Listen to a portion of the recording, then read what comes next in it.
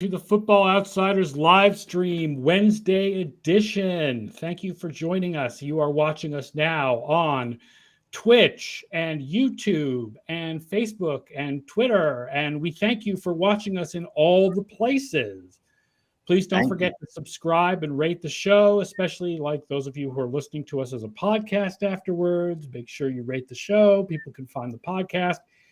I am Aaron Schatz, the editor-in-chief of Football Outsiders. I am joined, as always, on Wednesdays by Mike Tanier, staff writer and dean of Walkthrough. And today's third person in the booth is Rob Weintraub. Rob, thank you. Man in the ring. How are you? So this is a Ask Me Anything show. So we've already got some good questions from Twitter and Instagram, and we want you to bring on the questions. I mean, for all the shows, we want you to bring on the questions in the chat through Twitch or YouTube. But, especially today, we would love for folks to bring on the questions. But I'm going to talk to Rob about a question first, because Rob is our preeminent Cincinnati Bengals fan. You can see the helmet on behind that shoulder. Yeah, wrong shoulder. And so let's talk a little bit about what you think is better for Cincinnati this year, because they look like a real live playoff contender. They're 13th so far in DVOA, and mostly it's the defense. The defense is 5th so far in DVOA. So what has changed from last year that they are playing so well? Yeah, well, follow the money. They spent a lot of money this year and last year, previous to 2020, in the offseason to bring on some guys who could actually tackle. First and foremost was DJ Reader, who only played 5 games last year, and he's had a real effect on the inside of that Bengals interior line. You really start there. All 4 tackles. They also brought in Larry Ogunjobi this year. They managed to get B.J. Hill for Billy Price and a bag of balls from the Giants. He's played well. They did, the swap for essential swap, let Carl Lawson go, bring in Trey Hendrickson. A lot of people thought that was a lateral move at best. And maybe it's true, but, obviously Lawson's injured and you can't really compare them head to head. But Lawson was injured a lot in Cincinnati too. And that was a big part of the reason they did that. And Hendrickson has played really well. He's been pretty much their only pass rush. And they did a similar thing in the defensive backfield where they had William Jackson, a very good player, probably their best cover corner, but a guy who wasn't making a difference on his own, and had some behind-the-scenes issues with the coaching staff, for better or worse. And they said, let's go 2 for 1 with him, and they brought in Chidobe Awuzie, who's been outstanding this season. Yeah, it's been really good. Yes. And Mike Hilton, who gives them at least a little bit of, kind of wild man, aggro, Steelers-esque edge off the edge in the slot. He's been decent. And it's really been as much a depth thing. They decided, we can go top flight guys at positions 1 through 4 on the team. And then when they get hurt or something happens, we have to go to the street to bring in free agents like they did last season. And they were horrific on defense. Or they can build up the depth and at least be ensured that when injuries hit or things happen in the game, guys get tired, whatever, they can bring in, quality NFL players who know what they're doing at least. And they've certainly done that. They've had a good red zone defense. They're bending but not breaking in key elements, key spots. When they've turned the ball over, they've given up field goals or turned the ball right back over, like in the Detroit game this past week. Mm-hmm. Early on, interception by Detroit. They're down deep in Cincinnati territory, and they took the ball right back away, and the route was on after that.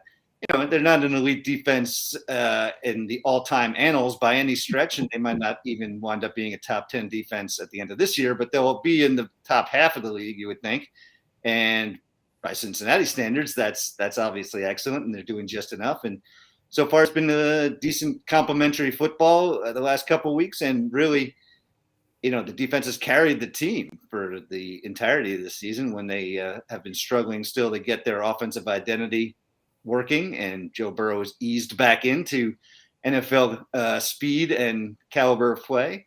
I think now they're kind of what they want to be, which is a team that's, capable of beating you on both sides of the ball. And if not dominating on either side of the ball, at least hanging in until one side or the other can make a play. So that's really where And they've been healthy. That's obviously a key element too. And as we're going to talk about, I'm sure a lot of teams are getting massively destroyed by injuries on one side or the other. Bengals have been mostly healthy. They're going to enter this week with only one starter from opening day not in there, and that's the right guard who they were trying to shovel out anyway in favor of Jackson Carman, their second-round pick. So, overall, if that can, and I'll knock on wood, if that can stay true, I think they'll be in decent shape going forward. It's interesting because I think a lot of people would expect, if you haven't watched a lot of Bengals or looked at the numbers, they would expect that it's really been driven by offense. Right.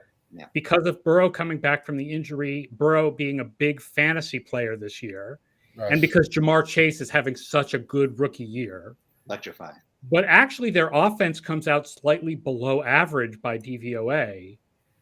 Burrow has not been as good efficiency-wise as he has been fantasy-wise, and that actually surprises me a little bit. It's really been driven by the defense. Do you feel like the offense is going to get better? Do you think there's a way? Because we know the receivers have played really well. Yeah, it's been really boom or bust. They're kind of there's two drives in Cincinnati. There's a 3-and-out, or there's a long bomb to Chase that sets up points. Or so he scores themselves. That got better against the Lions, especially in the second half. Of course, things tend to do get right against the Lions, so they take that with a grain of salt. We'll see how they play in Baltimore this week. Burrow has been certainly good, and he's been situationally good. His third down passing numbers are still good, even though they have a lot of 3-and-outs. The Bengals were really conservative the first couple of weeks with that, and they ran on not just running downs, but passing downs too. They were really protecting him, and they were trying to figure out exactly what they had in their linemen, in Burrow, in Chase. There was a lot of trying to figure out who was going to do what well. I think they're to the point now where they know who they are, and they also didn't really run the ball effectively until the last couple of weeks. And I think now they have teams sort of in a position where they're going to be, not just always throwing the ball out of shotgun and running the ball under center. That's what they had been doing for the first month. Tell what the play was going to be by the way they lined up. They've changed that a lot now in the last couple of weeks, and they think that, I'm speaking a little bit for the team, but I think they think that they are now in a place where they trust everybody to do what they're supposed to do a little bit more than they did at the beginning of the year. They have confidence, obviously, in Burrow to change protections, to make RPOs at the line and make the right call. Not that they didn't before, but, they just wanted to see what the pace of the game, he hadn't played, obviously, in nearly a year. So that was important. And they wanted to see, obviously, what they had in Chase. And Chase has proven to be a guy who just his strength running patterns and going up for the ball is just amazing. They had a couple of plays against Detroit where he was actually behind, he wasn't at the top of his route ahead of the guy covering him. Burrow just let it fly. And Chase just ran right through the guy to the open spot. Ball went right down into the bucket, perfectly placed. That was really great stuff. And I know Detroit's, secondary is hardly elite, but you're seeing from Chase that he's a real game changer. So they're just going to, work off of that now. He may become less of a target and just a guy that defenses have to allot two guys to. And the key will be, can they make hay when defenses are paying attention to Chase? And make Boyd and Higgins beat them. They're certainly capable of doing so, and Joe Mixon as well. It's just been a little bit of a feeling out process so far, but I think the Bengals offense, as you alluded to, has been not really their strength, not at all their strength so far this season, but definitely the potential's there for it to be. And I see questions come up. I just want to say, this is all through the prism of they played the Lions, they played the Jaguars, they played the Bears in 3 of those games. So the idea, the defense looks great, and it doesn't look bad by means, but there's a lot of perceptual bias in there right now. And probably a little bit on the other side of the ball, because when you face the Bears, they can make your offense look worse than it is while making your defense look awesome. No doubt. I think we're going to see a lot when they play Baltimore this week. It's a huge test. Everybody was talking nationally about the Packers being a huge test, but to me, it's much more about the Ravens. The Ravens obviously see them twice a year. They really confused the heck out of Burrow the one game he played against them last year. Wink Martindale does such a good job of attacking your communications issues along the offensive line, and the Bengals still have those. As athletes, they're upgraded, but they're still working out who does what. Quentin Spain has actually played quite well at left guard, but right guard is still a rookie backed up by a rookie. Riley Reif is limited, and Trey Hopkins at center is quote unquote back, but he's not all the way back from his ACL tear, as tends to happen at an athletic position like center. So they still have issues along the line, and it's going to be a case where they're going to really step up in class against Baltimore. Not even so much because they have, Matt Judon or any elite pass rusher from days of yore going at him, but just the way that they cause so much confusion and get free rushers up there. Right. There's a problem against the Vikings in the opener. We'll see how it works out this Sunday, but that's going to be something they have to concentrate on.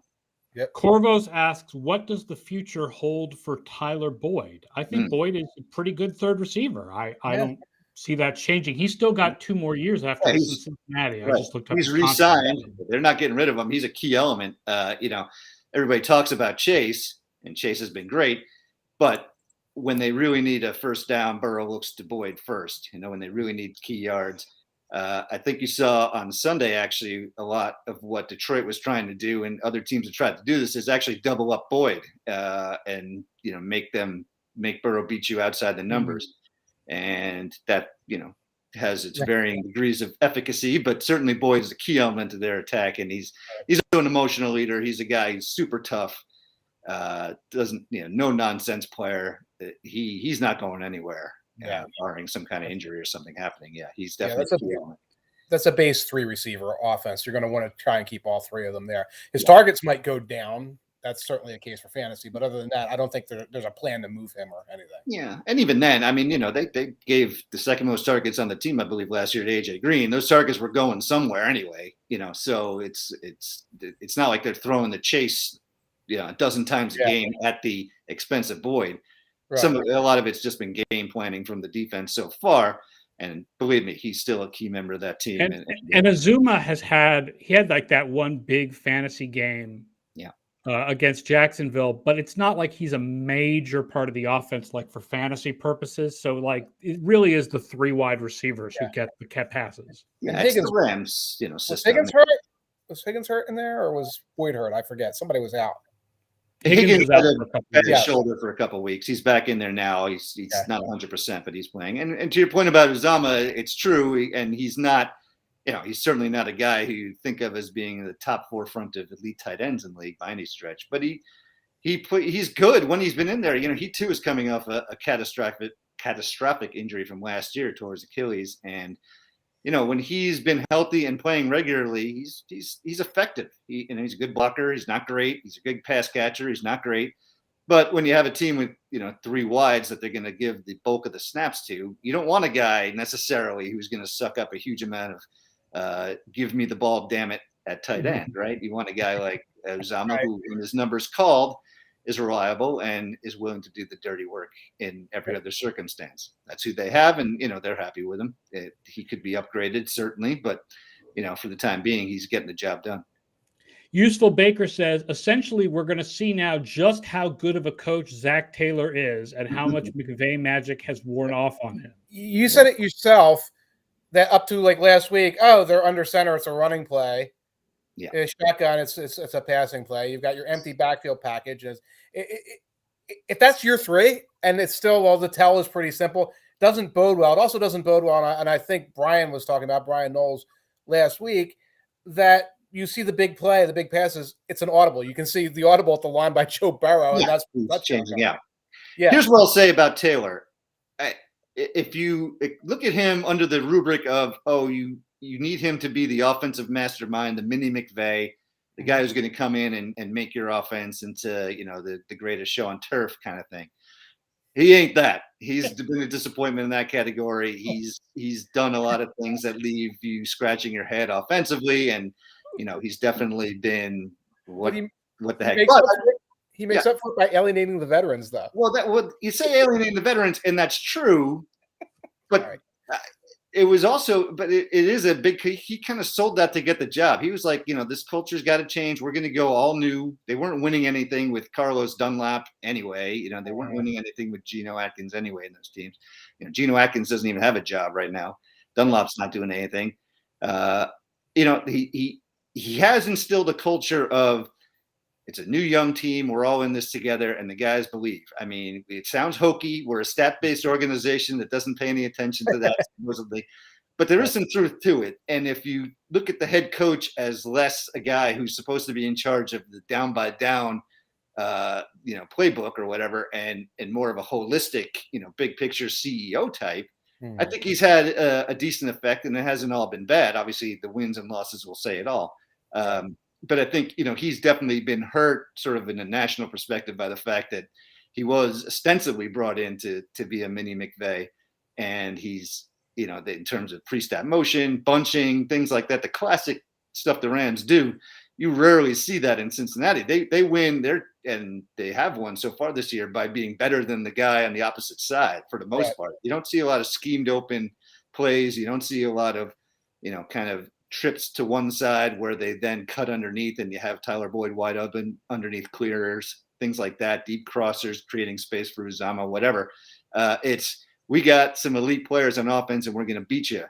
And, that works to a point, but we'll see what happens when the weather turns and the wind whips up and it gets to be a lot harder to do that kind of thing. You'd like to see more scheme, but I will give Taylor credit for at least, flushing out some of the staleness that was there in Cincinnati, and the guys are buying into him right now. And when you have a young team that's winning, sometimes, that's all that matters. Now, if they get flushed in Baltimore and the season goes downhill from there, doesn't necessarily work out. The culture building only goes as far as your W's, but so far, so good.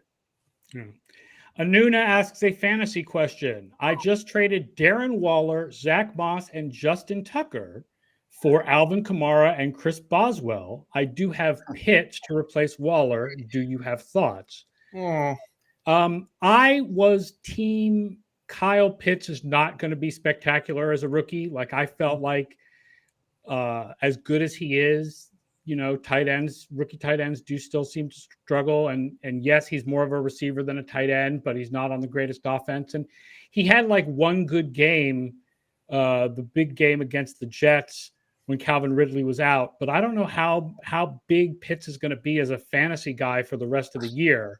Right. But I do like upgrading from Zach Moss to Alvin Kamara. Like, even without throwing a lot of passes to Alvin Kamara, that seems great. So yeah, I worry about Kamara. I mean, obviously no one else is going to get the ball there, but I see Kamara with a lot of, 17 rushes for 53 yards and 6 catches for 31 yards. That Saints offense is really weak. I was doing some stat research on it. There's not a lot there. So yeah, if that's it, it's like, well, you need those touches, you need points per reception, and you need a go-to back that's not sharing the load. You got Kamara there, but feels like a lot to give up. That's a big drop off from Waller to Pitts. And you lose Tucker, so you lose that sort of, I'll get 6 or 7 from my kicker no matter I what. do think, like, you can probably get a better kicker than Chris Boswell. I don't know your league, but I was going to say the Boswell for Tucker part of it is what that got me streaking my head right there. Yeah, the kicker part, yeah. The only thing I would say, let's balance it out, maybe positivity down the line. I was certainly rookie tight ends, even if you're Kyle Pitts, do not have a great track record in the league. But given the way the season's gone, they might just force feed the ball to him on every possession. Well, that's what a lot of people were thinking even before the season started, that Atlanta would just force feed him the ball. But now that it's kind of reality, they have. And now it's like Gage has been injured, and I mean, clearly they don't give a don't care about Olamide Zacchaeus. So who are they throwing to? A Cordarrelle Patterson, apparently. Yes. The world. Let's take some questions that we got. Let's take this first question that just came through. Trexel, I called Coach O leaving LSU last week on the AMA. You kind of did, actually. Do you think that Urban Meyer will get the boot even with that win recently? Not in the short window here. I think the narrative is flipped a little bit. He got the win there. The lap dance is becoming water under the bridge. I think he's bought a few weeks. So like the time to check on Urban Meyer again will be when there are more coaching vacancies in college, and when Shad Khan has to look around and say, who am I going to replace this guy with, and who am I competing with? Right now I'm competing with the Raiders. I'm going to be competing with the Giants. I think that's pretty obvious at this point. Probably going to be competing with the Bears, and there'll be a couple other teams. Who am I competing for? Brian Daboll, Eric Bieniemy, Kellen Moore, etc. When that calculus comes in, then you look at what the state the Jaguars are in. If they're close to the state they're in now, then I think Meyer's in trouble. I would not be surprised if he lasted until the end of the year. And then they had a press conference and said, we gave it a go. It didn't work out. Thanks for coming. It's a much easier press conference to give in January than it is in December. Right. Yeah. Right. I would also say, as coach, I'd say, Urban, it's not always the grass is always browner. You know what I mean?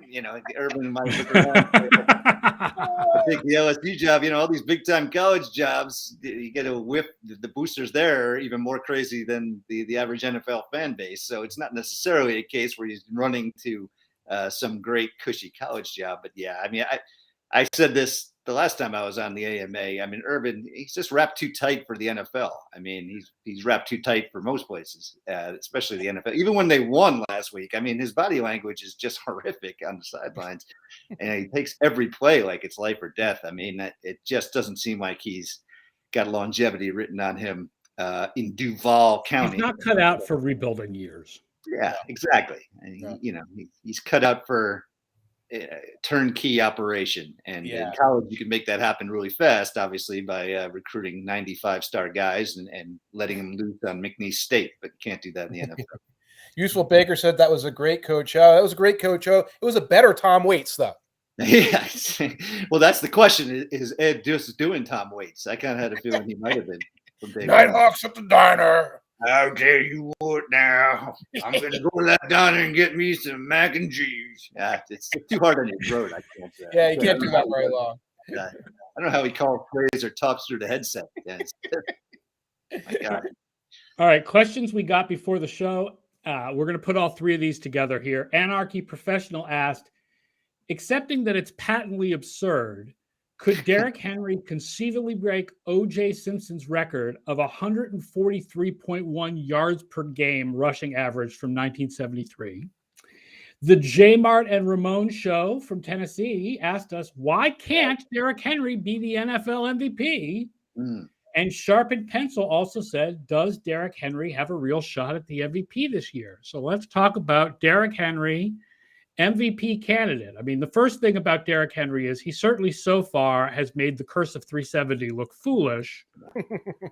By coming out and being outstanding. He's the most valuable runner of the year so far by DVOA, certainly. He still doesn't have much value as a receiver, but he's the number one running back. And, he makes runs that no one else. I mean, the fact that I believe he was the fastest runner in the league so far this year on that touchdown against Buffalo when he's 250 pounds is absurd. Like, he's an incredible athlete. Like, all of that is definitely, I mean, I'd say goes without saying, except I just said it, but like, let's just say it to get it out there. That being said, I am still a believer that in the modern NFL, the MVP has to be a quarterback. By the way, that pace, the O.J. Simpson pace, 143.1, over a 17 game season will give him 2,433 yards. Yeah, it's worth noting that even in the first 6 games, Henry is not on that pace. He's got 130 per game. Although I have to say that wasn't the O.J. Simpson record I thought he was alluding to right when he first mentioned my question. So I'm glad it went in that direction. Nighthawks at the diner. I mean, Henry would have to actually be better than this to beat that record. That is not going to happen. Right. Now, by the way, you mentioned you still believe it's a running back award, and I mean, it's a quarterback award. And as a voter, you, of course, have a lot of say in that. As I mentioned on Slack earlier, Adrian Pederson, the last running back, non-quarterback to win the award in 2012. Last running back to get votes, was Todd Gurley in 2017. Well, he got a handful of votes. Tom Brady won the award that year. I think I put it on the Slack, 12 votes, something like that. Year before that, it was Ezekiel Elliott. And then before that, but even you go back before that, it's running backs getting 2 or 3 votes out of 50. It's an unbelievably rare thing. That said, if this is the kind of year you have, this is the kind of year you have. Not only do you have this year, but Mahomes isn't having a lights out year. Josh Allen is not having a lights out year. They're not going to give Brady his 13th award. Lamar Jackson's having a great year, so you put him in the conversation. And you can look at the story of the Titans, the story of the team, and say this is not a playoff team without Derrick Henry. There's no clear one or two quarterbacks. Like there are a lot of quarterbacks who deserve consideration. So it is kind of a mess right now that you could see someone saying, well, Henry is the guy. Right. But I could see 4 or 5 people saying that. I can't see 26 of them saying it. I mean, I would vote for him just to the fact that he makes the AFC South watchable by himself. I mean, I just think the league was built on great running backs. So it's nice to have somebody at least that we can have a conversation about in this day and age when passing is so completely taken over the league. And, at least here's a guy who's so unusual and he defies, like you said, Aaron, he's defying the heavy carry breakdown effect, and he's defying teams stacking the box against him when they know that he's the only way they can really win, move the ball. I agree that he's not going to win the MVP, but I'm thankful that he's around and giving us this kind of performance. I mean, watching him run is fantastic. There's no question. Like as far as like fun players to watch, he's way up there. He's right up there. You guys don't watch the regular Monday night feed, right? You guys watch the Mannings. Well, it's been the only thing has been the regular Monday night feed the last couple of weeks. So. Oh, okay. They were getting a little. Henry was playing phenomenal, but they were getting a little carried away every time he touched the ball. Who dares to tackle him? Who's going to make a business decision? Nobody wants a piece of this action. It was kind of funny, but it was like maybe a little extreme. It's like, yeah, he's the best running back in the league. Safeties for the Buffalo Bills aren't saying, "Oh no, not me, not Matt Milano, not Micah Hyde. I'm not going anywhere near that guy." Right. It's sort of the way that you have to do the primetime shows is you have to pick a storyline and ride it, because the week before the storyline was Josh Allen MVP candidate. Yeah. And my God, did they beat the hell out of that. Even though, statistically, Josh Allen is not even close this year to being an MVP candidate compared to Kyler Murray, Dak Prescott, Lamar Jackson, Tom Brady, Patrick Mahomes, Matthew Stafford, and so on.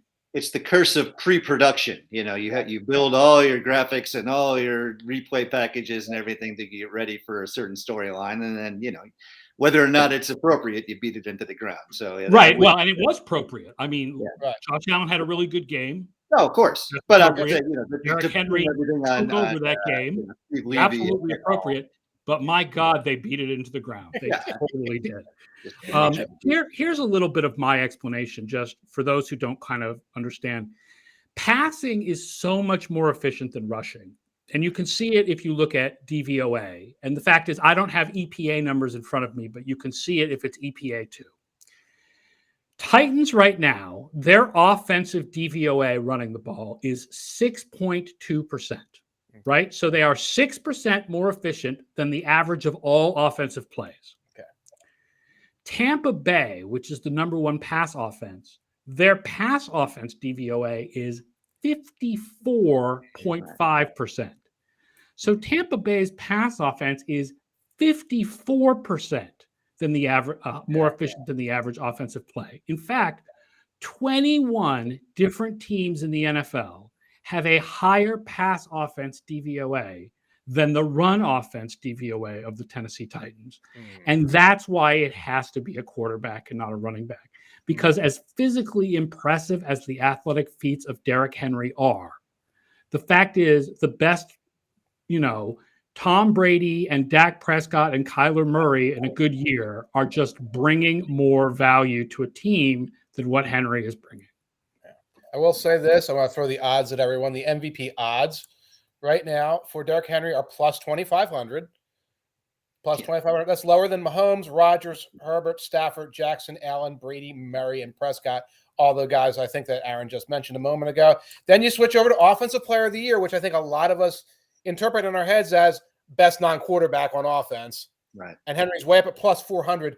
Leads the field, laps the field. So, that's what the House anticipates. And, that's probably what we will see come voting time.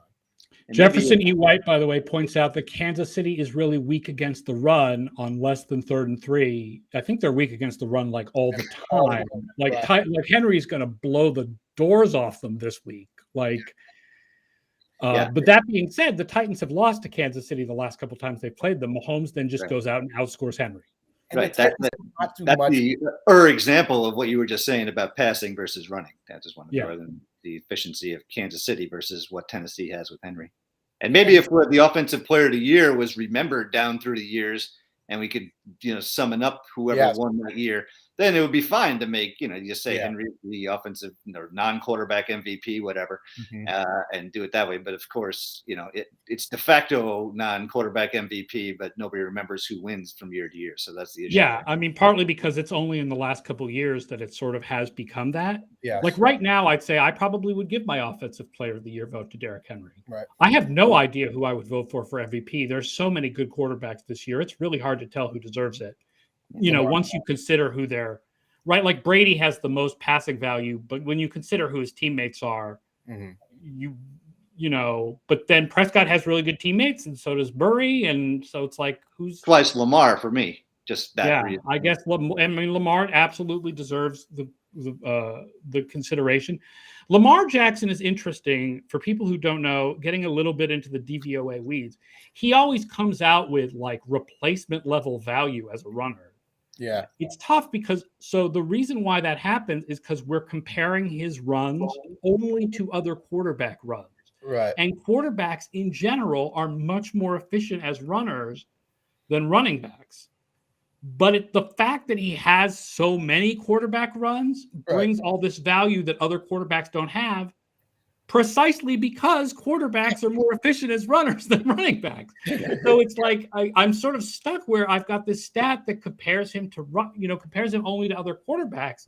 But the fact that he runs so much is where a lot of the value is, because when he runs instead of a running back, it's going to be more efficient. It appears in the team DVOA for rushing, though, right? Yes. Yeah. So that's kind of thing. What he's doing, of course, what he's doing is also he does open up all these opportunities for the other running backs. So a lot of times when I'm looking at the Ravens, I go to the team rushing DVOA to get a sense of where they really are. Although surprisingly, Baltimore is only 10th in team rushing DVOA. Early bad issues, a couple of games where they weren't opening holes, so it didn't really matter who was running. And it also doesn't factor in the Lamar, getting away from three guys about to sack him and making a play either downfield or just, turning a 10-yard loss into a 1-yard gain, something like that.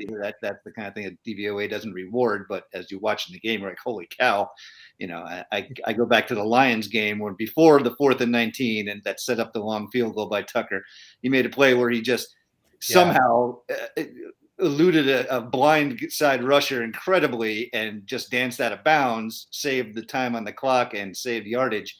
That would have lost the game right before the drive even started, and it's completely forgotten in what happened afterward. But that's the kind of things that only Lamar can really do. Yeah. Well, Kyler can do it. And Kyler, okay. Yeah. But even Kyler, to me, he doesn't do it as often. I think. Yeah. Not quite as slippery as Lamar. Lamar is just a moray eel. You can't get your hands around him. It's unbelievable. A couple fantasy questions. Bambo says, is Damien Williams droppable for Robby Anderson or Chris Evans? I think Damien Williams has COVID. Yes. So you would want to keep him because once he no longer has COVID, he's still the starter until David Montgomery comes back from his injury. The kid Khalil Herbert looked great, but he's not going to seat Williams. And they're going to run the ball a lot because they don't want to throw the ball because they're bad at it. And they're halfway decent at running it. Yeah. So I would think that Damien Williams is not droppable because he'll get over COVID. Yeah, and Robby Anderson... What's your confidence level in Sam Darnold right now, folks? What is the confidence level? Let's not overreact on Chris Evans. I mean, much as I love him, he made a couple good catches and he's a good ball player, but he's not taking over the load anytime soon unless injuries strike. Yeah, Chris Evans had one of those games that receiving backs have every so often. So did Kenyon Drake last week when he had 2 touchdowns. Like it's not like Kenyon Drake is suddenly the leading touchdown scorer for the Las Vegas Raiders. Receiving backs have those games every so often. Sure. And he's a rookie. He just started. Corey Davis or DeVonta Smith this week. Corey Davis is playing the Patriots and DeVonta Smith is playing the Raiders. Offense, I don't know. Our projections do prefer DeVonta Smith. If it's point per reception, They're going to throw him 4 wide receiver screens. So take them. I would lean Smith too. I would just, Patriots defense better. Yeah. Because I would think that they'll put J.C. Jackson on Corey Davis. Yeah. So he won't, teams pick on whoever Jalen Mills is covering. And that's not going to be Corey Davis. And it's another case of the ghosts of Zach Wilson seeing, in that secondary. Who knows which uniform he'll be throwing to on Sunday. So go with Smith. And then Crosby or Koo for kicker. Oh gosh. And this is actually a tie in the Football Outsiders projections. And a reminder, you can get all the Football Outsiders weekly fantasy projections produced by Scott Spratt with an FO Plus membership. So get yourself an FO Plus membership, and all of these questions will be answered for you by Scott Spratt's projections. Yes. Do it now. I would probably just prefer to go with the guy with the better offense, and so that would be Crosby, but I think it's 6 of one, 1/2 dozen of the other. No Falcons. What'd you say? Yeah, no. Miami is my pick of the week, so we're on opposite sides of that one. No Falcons. Do you think I said go Falcons? Oh, I thought you said go Falcons. Like no. Well, because you wrote today today about Miami and the troubles they're having. So yes. Bill Houston says, "Were we shocked? The three of us shocked that Doug Pederson left the Eagles? Did I agree with it? My understanding was that Pederson disagreed philosophically with the team owner. What was the nub of the disagreement? Do you see Pederson coaching in the NFL again? And was Frank Reich the Pederson secret sauce?" Okay, this is all for Mike. Jeez. Did you agree with it? Yeah. Disagree with philosophically with the team owner. Hub of the disagreement. Overall, creative control of the roster, offense, etc. Future of Carson Wentz. And whether or not you should be having dinner at 6:00 p.m. on Thursday night in a public place after a loss. I'll just let that one sit there. Do you see Pederson coaching in the NFL? Absolutely. He will coach in the NFL again. He will get picked up by the Andy Reid tree as a quarterback coach, offensive coordinator, and move his way through the ranks and probably get a second opportunity. He has a Super Bowl ring. He's laying low right now, I think, because he's got a big consultant fee and because it happened late in his dismissal happened late in the process for coaches. Right? I think he would be an interesting choice for the Raiders. Was Frank Reich Pederson's secret sauce? I think it was lightning in a bottle to a degree. By the way, Raiders, that's a good choice because he'll come in, he'll wipe the slate clean. He's got a player's coach mentality. He'll attract good assistants, and he goes to Emeralds. He goes to Emeralds. Secret sauce, it was a lightning in the bottle situation. I think a lot of things broke right for that team. And we're going to be parsing for years to come because I don't think Reich is good, but not phenomenal. Coach DiFilippo looked phenomenal there. He has not done anything as a coordinator since. Just a lot of things happened at once for that Eagles team. Thank heavens because we needed it. But it's not repeatable, I think. I want to take 2 questions that we got before the show because they, I think, are going to spawn some good discussion. The first one is Parker Fleming. What stat-centered storyline have you been most wrong about the season so far, and how has that changed your thinking about a team or a player? So I said I would address this on the show because it's been a big topic on Analytics Twitter over the last couple of days. Was there a subset of Analytics Twitter that said, literally, that there was no difference between Matthew Stafford and Jared Goff, and that the Rams were no better off with Stafford than Goff? I think that is a straw man that some people have created. I don't think there's anybody in the analytics community who said that. But what we did say, and I know I said it, was the difference between Stafford and Goff was less than what conventional wisdom seemed to suggest that it was. And Michael David Smith, I think, had a good take on this on Twitter, former FO guy, now at Pro Football Talk, when he said, Stafford has been a little better than I expected. Goff has been a little bit worse than I expected. And we shouldn't be judging any trades after 6 games. That is a very reasonable take. I'll say that it definitely makes me look at the whole difficult question of how do you use stats to judge players when the stats can't separate what is the value of a player and what is the value of the scheme that he's in. Yeah. Because we really had this issue with two big trades this offseason. One was the Stafford Goff trade. And the Stafford Goff trade definitely seems to have been decided in favor of the idea that that the scheme affects a player's performance more than we realized, right? That Goff was being held up by scheme. You put him in Detroit, all of a sudden he's horrible. Stafford was being held back by scheme. You put him in the Rams scheme. Now all of a sudden he's an MVP candidate. Right. But the other trade was Sam Darnold to Carolina. And here's the thing is the idea was that putting Sam Darnold in Joe Brady's scheme instead of Adam Gase's scheme was going to unlock Sam Darnold and make Sam Darnold an above average quarterback. And it has not. In the Sam Darnold case, the value of the player has been more important than the value of the scheme. So I don't feel like the Stafford thing has proven. Right. Like, I feel like that's the take I was most wrong about in the offseason. But I don't feel like it's proven that scheme is completely like that much more important than that. You can't use stats to judge the players because you have to like look at scheme and arm strength and stuff, because the Darnold thing seems to prove the exact opposite. Right. Right. I agree with a lot of that. And Mike's point about waiting more than 6 games before making the conclusion. But yeah, as we get more emergent things like the ability to break things down by, well, how does a quarterback do play action? How do they do empty sets? How do they do on more than 20 yards downfield? We may be able to parse these things out more, which is fine. But like when you get to the Twitter community and the narrative, you get what you were talking about, Aaron. Like, oh, well, the stat people said this. And if you say something nuanced, like oh, if McVay opens up his empty backfields more and uses more of this, then it works. But if not, it doesn't.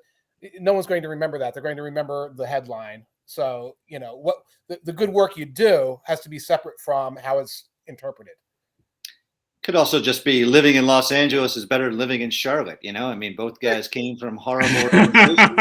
One of them. Don't let Scott Spratt hear you say that. That's nice. Well, listen, I'm in Atlanta, so I should, I'm closer to Charlotte for sure, but I have a lot of California ties. Now, that to me was obvious. And I was one of those guys preseason who I wasn't down on Stafford from a stat perspective as much as I was just from the Rams overall. We'll see. Like I said, it's only been 6 games, but I thought the whole top-heavy approach to their roster and losing Brandon Staley and just kind of the assumption that Stafford was going to magically come in and take them to another level was a fallacy. And so far it hasn't been. But, right. Who they played other than the Tampa game when they were all brilliant, and they obviously were pointing to that game as a big thing. I saw a decent amount of the Giants game, and it's not like Stafford was playing great in that game. I mean, they were handing them a lot of that game, the Giants. And the Giants' offense was horrible in that. That game was won by the defense. Yeah. Oof. So, I mean, it's like everybody's been saying, and it's very nuanced. And Stafford has been better than, not even better so much as he's lived up to what he was supposed to have been. At least if you listen to what people were saying before the season. Obviously, if Sean McVay is willing to go out on that boat, on that limb, and believe in your guy so much, there's something to be said for that. Just playing with confidence and knowing that everything you're doing out there, you get the feeling in Detroit that Stafford was just like half the times like, I don't give a rip what the coaches are calling. I don't care what's going on. I'm just going to play my game and let the chips fall where they may. Now they're in lockstep.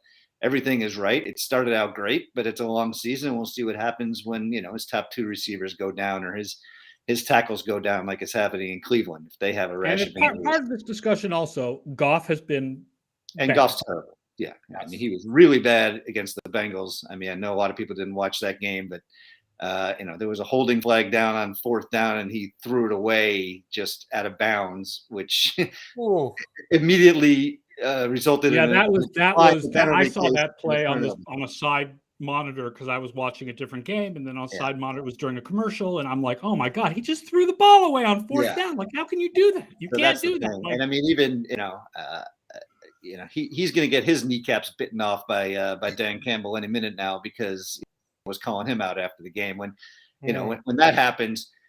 and Goff was never a long-term solution in Detroit anyway. He knows that. Everybody knows that. He's, he was agreed as part of the contract. I don't think he knows that. I think he probably saw this trade as his chance to start over and prove himself as the long-term solution. And he certainly doesn't look like that. And isn't it just the Lions' luck that they may end up with a top 3 pick, maybe even the number 1 pick in a year where there's no great quarterback. Yeah, it's rough. It's definitely Lions' luck for sure.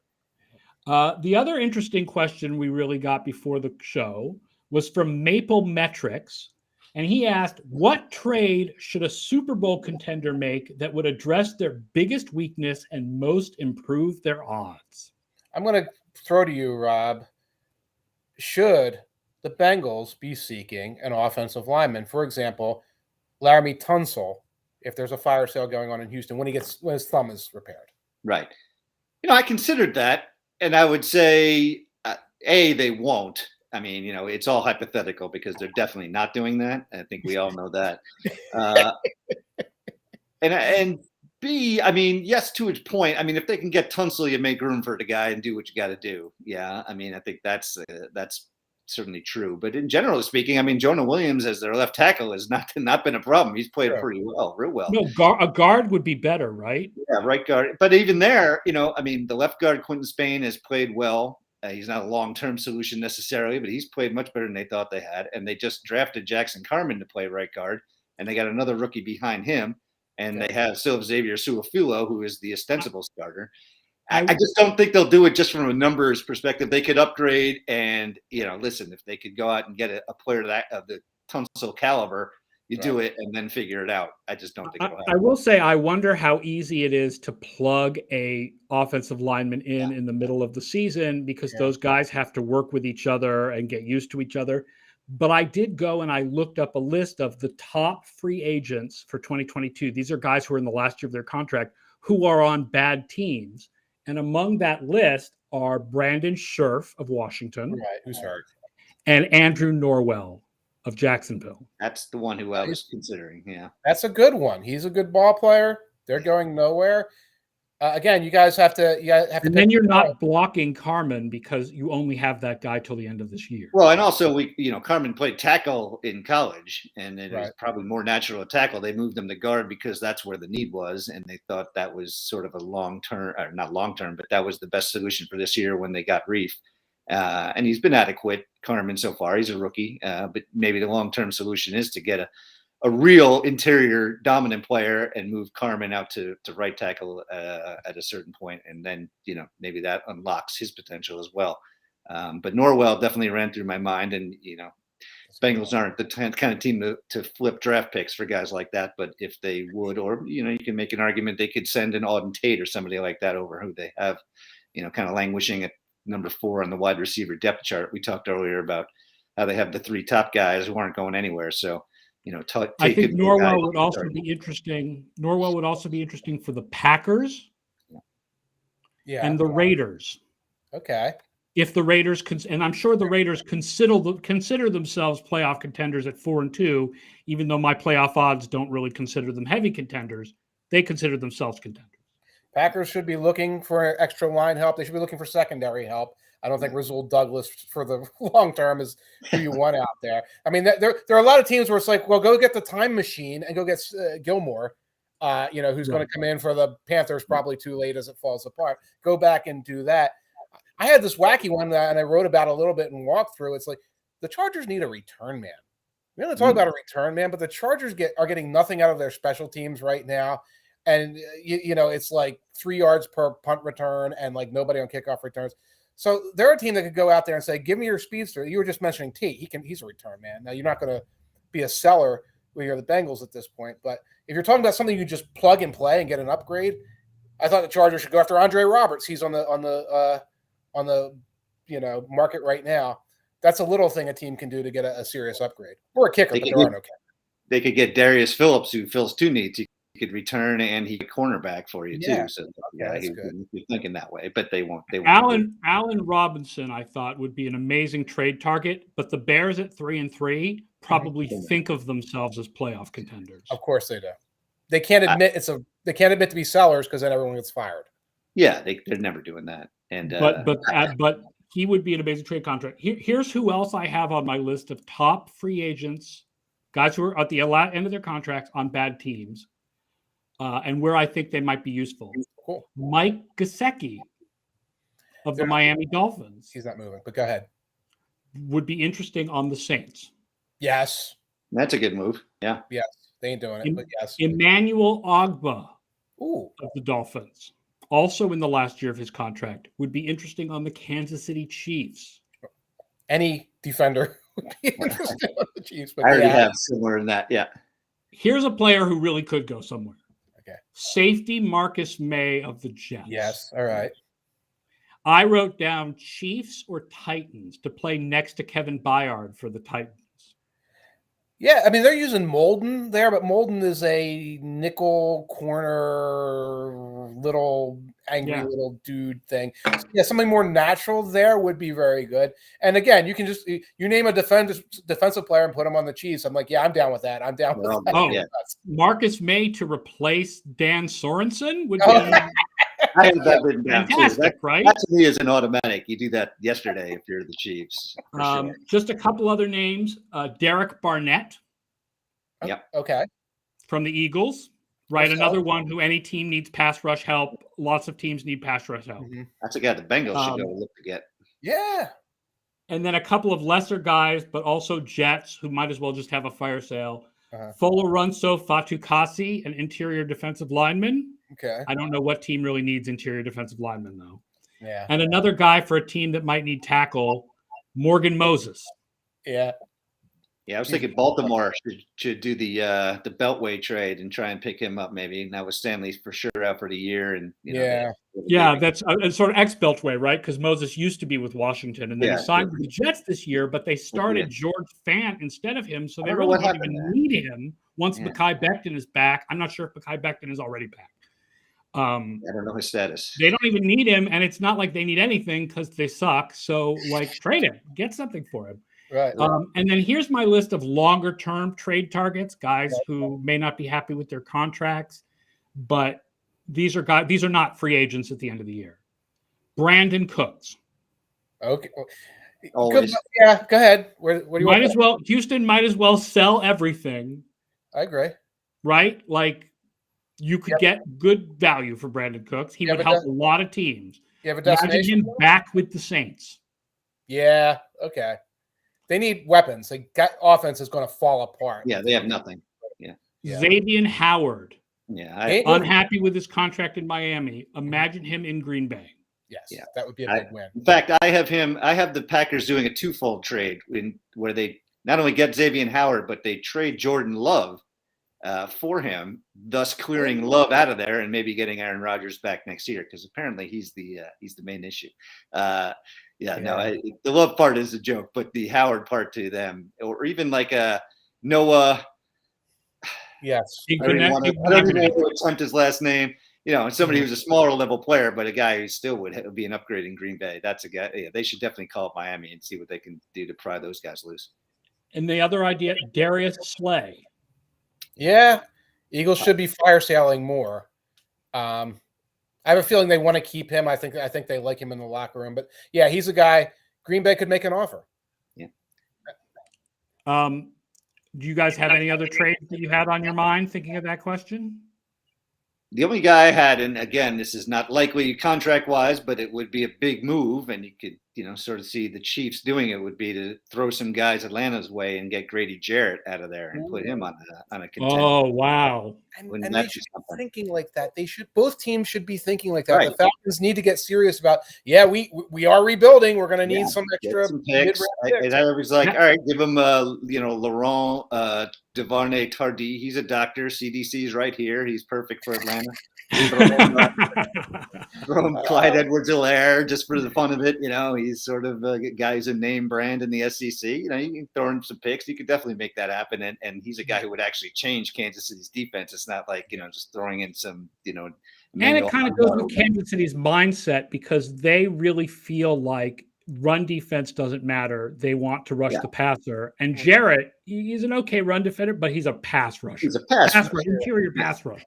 He's a guy who wrecks games in the way that, when they won the Super Bowl, Chris Jones, he didn't dominate the game from start to finish, but he made the big plays when they needed him. And certainly Grady Jarrett can accomplish that. And you put him next to Jones on the outside, then maybe you got something, and teams have to approach you differently on the offensive game plan side. Jefferson White had a question, I think, about yards per point being the same for the Bears and the Buccaneers. I was wondering. The answer to the question is I have no idea because I never use yards per point as a stat. Yeah, I don't even know what that means. Yeah, it could also if that's what that means, if defensive points are part of that. And one thing is that the Bears have not run a lot of plays; they don't have a lot of yards, and I think they have 1 or 2 defensive touchdowns.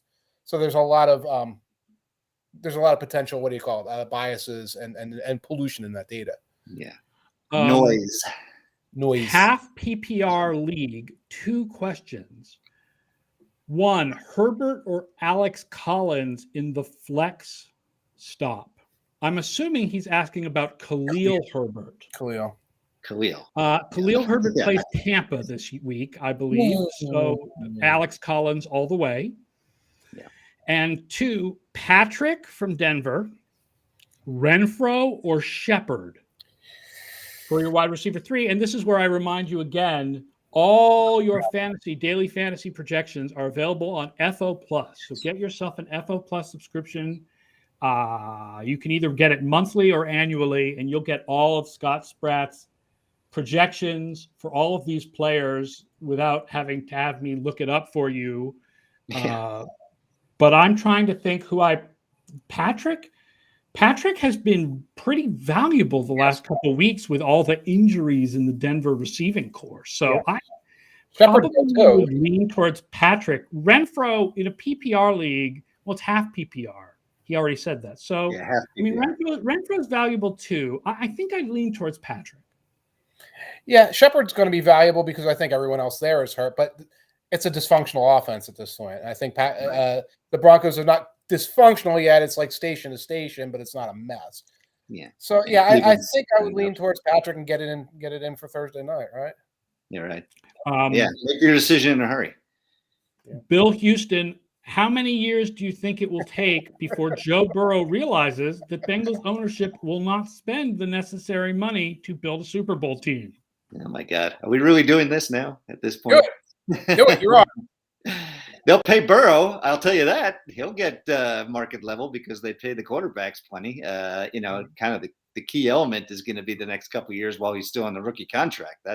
And listen, I mean, as I said to start off this conversation, they spent plenty of money on the defense specifically. I mean, I think when people talk about that narrative, it's mainly about the off the field, the practice bubble and the, flying in free agents first class on that kind of stuff. And, it's changing a little bit. It probably never will change to the point where, Jerry Jones does things or some of the other super rich guys.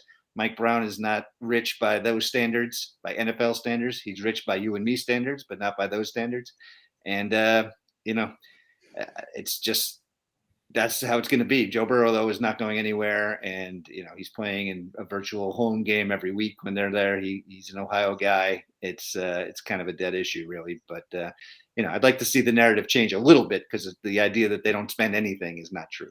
I think what we were joking about before is, the trade deadline is going to come and they're not going to be active because the front office doesn't work that way because it's sleepy. I was thinking of, like when I try to call the tree service and the tree service never gets back to you for 3 months until the trees fall. That's like calling the Bengals for a trade. By the time you get them on the phone, the trade deadline's passed.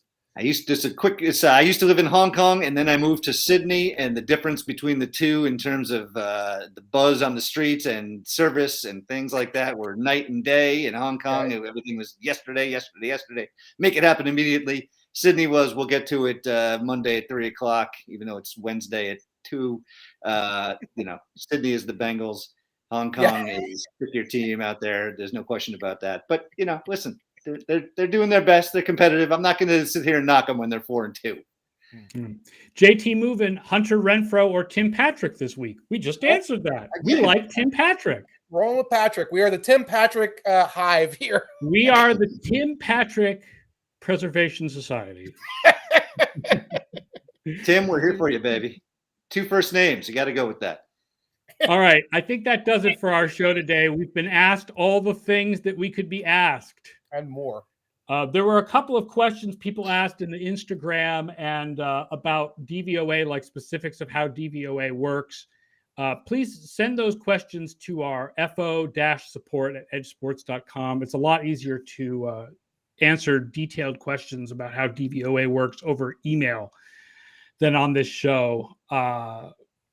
Thank you so much, everybody who has tuned in or is listening on podcast or however you're listening to the show. Again, 1 p.m. every day, Monday through Friday, at least weekdays, Eastern time. And we're on YouTube, Twitch, Facebook, Twitter, and in the corner of Football Outsiders and a little doohickey now, a little widget. So you can actually just watch us on the site. Rob, thank you so much for joining us. In the words of Coach O, I haven't been there so long. Thank you, Coach O. Special guest. Tomorrow, our guest is going to be Anthony Reinhard, a well-known member of Analytics Twitter, who is a Cleveland Browns fan, and he's going to come on and preview the Thursday night Browns-Broncos game with me and Mike. And then Mike and I will have preview of the rest of Week 7, which is not actually really great.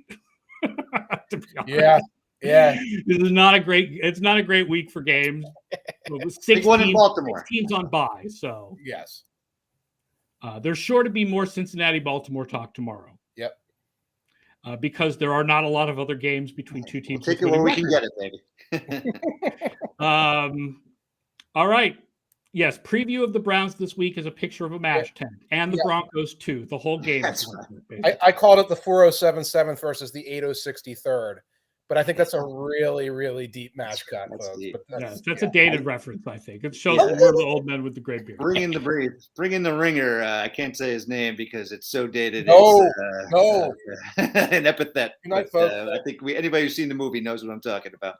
All right, guys. We will see you again tomorrow, Thursday, 1 p.m. Eastern. Thank you again for tuning in. Have a good Wednesday night.